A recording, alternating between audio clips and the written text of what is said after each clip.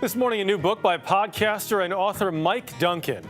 His podcast on ancient Rome became a huge hit starting more than a decade ago. They've since been downloaded more than 100 million times. And his history book on Rome, The Storm Before the Storm, was a national bestseller. Duncan has a knack for turning complicated history into great entertainment, whether you're listening or reading. Now he's turned his attention to the Marquis de Lafayette with his new book, Hero of Two Worlds. This is the key to the Bastille. The Marquis de Lafayette sent the key to Washington as a symbol of liberty to the patriarch or father of liberty. If you want a little taste of the Marquis de Lafayette in America, then Mount Vernon, George Washington's estate just outside the nation's capital, is a good place to start. We feel the Marquis de Lafayette used that bedroom there during his 1784 stay, and that is the portrait of the Marquis de Lafayette hanging there. If, however, you want the full story on a figure who shaped the destinies of not one, but two nations, go find Mike Duncan. His son lived here at Mount Vernon with Washington. Right, yeah, who was named after George Washington. His name was George Washington Lafayette. It's an insane life. He lived an insane life. He never stopped. The guy never stopped. Good material. Great material. All I had to do was write it down.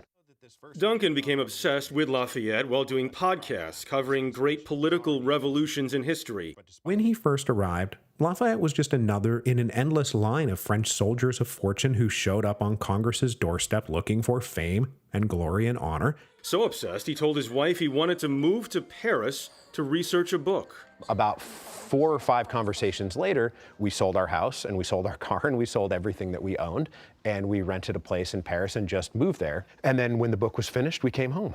You don't have a history degree, yet you become a famous historian. Right. That is also a thing that happened.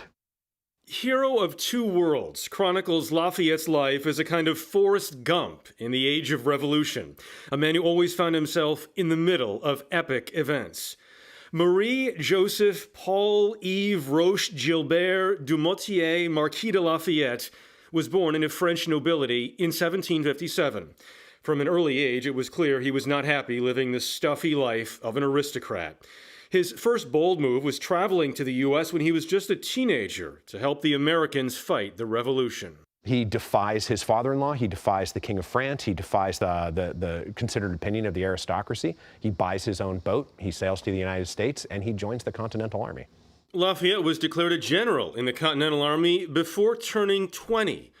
Early on, he was wounded in the Battle of Brandywine, and while the Americans lost that round, Lafayette's bravery earned him the notice of Washington. It was at Washington's side that he also weathered a famously harsh winter at Valley Forge, and helped capture the British commander Lord Cornwallis, dealing a decisive blow to the Redcoats. If Lafayette had not been part of the revolution, would Americans have won the revolution? We know for sure that the United States does not become a thing without French assistance. The Continental Army is not going to be able to beat the British Army and the British Navy without the help of the French. Lafayette was at the very leading edge of official recognition of the United States by France and the movement by the Kingdom of France to support the colonies. So, absent Lafayette, does France get into the war? Maybe yes, but with Lafayette there, absolutely. After helping the Continental Army win and spending 2 long stretches in the New World, Lafayette went home and in 1789 found himself in the middle of another revolution. He supported the French people in their quest for democracy, but unlike with the Americans, didn't feel they were ready to fully abandon their monarchy. Those split loyalties came at a cost. Lafayette's great asset was his perseverance, his ability to endure and continue to carry forward. I mean, he almost gets his head chopped off in the French Revolution. That doesn't make him stop. He winds up in a dungeon for 5 years. That doesn't make him stop. In 1824, Lafayette returned to the U.S., visiting every state in the young country, while getting an official place in the pantheon of heroes of American independence. There are hundreds, if not thousands, of parks and cities and towns across the country named Fayette, Lafayette, Fayetteville. Yeah, there are probably thousands at this point. And this park was named after Lafayette when he was here in over 1824 and 1825. A statue in the park facing the White House was added in 1891.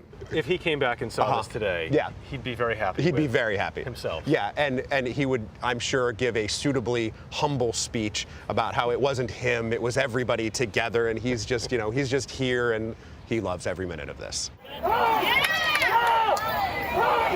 As debates around the country continue about monuments to our nation's earliest leaders, Lafayette's legacy and reputation have remained largely intact.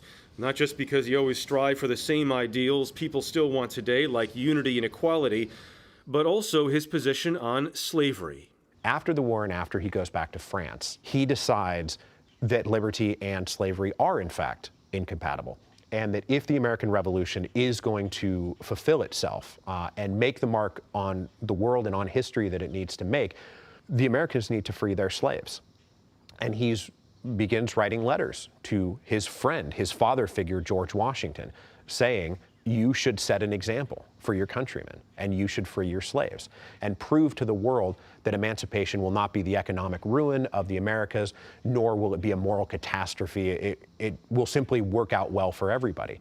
And he stays on this for the rest of his life.